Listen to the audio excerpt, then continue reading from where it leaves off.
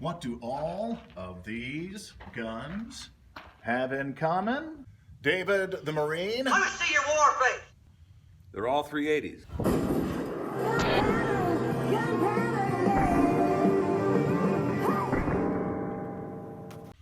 Is it a fair statement to say that 380s are coming back in popularity?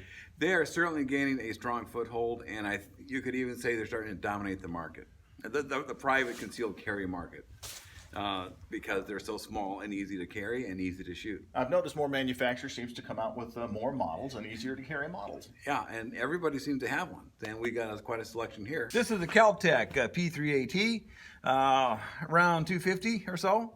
This is the SIG 238. It ranges from 5 to 750 depending on the finish and such. This is the Glock 42, the smallest Glock they make right now. It retails for around $429. This is a Smith & Wesson 380 EZ for those with strength problems or what might be going on. It's a little bit bigger than the rest of them. It goes for like $379 right now, not on sale. And finally, the CF 380, it holds 8-in-1. This retails for about $179. Let's give them all a test fire. First up, Lee with the Kel-Tec P380, double action only.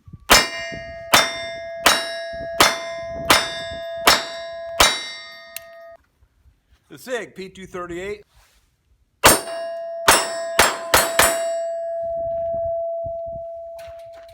Glock 42, a little larger, but it's a Glock. It is a Glock.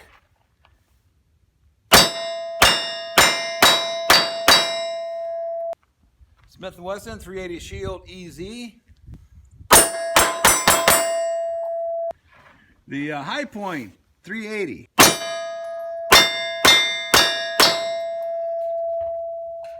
So what do we think? Let's start with the Kel-Tec. Okay, we'll go up the order we shot. Positive is it's small, it's light.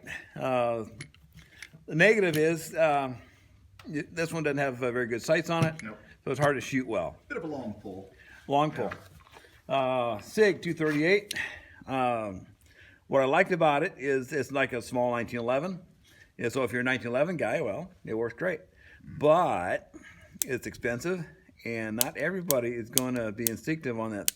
Yeah, a lot of steps to go through to get it out. Yeah, so for some people maybe, but I don't know. Glock 42, again, the smallest Glock they currently make, but yet it's big enough to hang on to. It's easy to shoot. The downside is it starts to get on the big side for a pocket. Yeah. If that's a consideration, it may not be.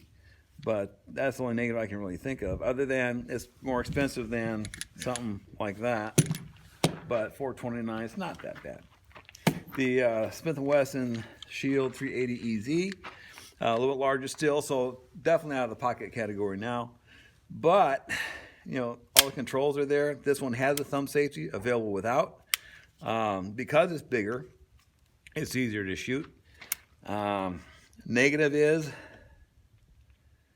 it's bigger. Well, and speaking of bigger, that's Speaking of bigger. our high point. Yeah, because it was bigger, it didn't have a lot of kick to it. Not a lot of kick, but this is not what I would call a svelte gun. The positive is it worked. Another positive is it doesn't cost that much. But as far as durability, I don't know about that. But it did work, so if you're on a budget like this, like $179 retail, it might be something to consider because most high points, for the most part, they do work, at least for a while. You can pick one 380 to do everything you want to do with a 380 or with a gun in general. What would it be? For me, it's easy. It's the Glock 42. I like Glocks, the center fire. Yeah, it's a little bigger, but not for me because I'm a bigger guy. I think it's good for women too because it's small and easy and light and inexpensive. It's bigger with than the typical pocket 380. Yeah. But that translates to shootability and the Glock reliability. There's not a lot bad to say about the Glock 42. However, my choice for all around is going to be the 380 EZ. That's a good choice. It's bigger still, which makes it easier to shoot. I mean, the EZ is part of the name, for crying out The magazines are easy to load. It's easy to pull back the slide. And I tell you, it's a fun gun to shoot, and it's just fun to do at the range. I would choose the High Point last. It's $179 retail. Your life is worth more than $179 retail. Save up a little bit more. You can get like a Ruger LCP for like $229. Some of these others, for just a little bit more, and your life is worth more than that.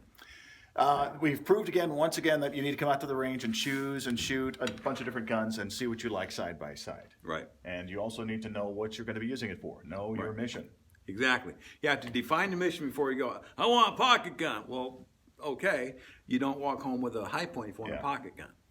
But I want a cheap gun. Well, okay, and I can walk home with a SIG 238. Define your mission and your need, and that'll help you guide your way in your selection. And as usual, Guns for everybody.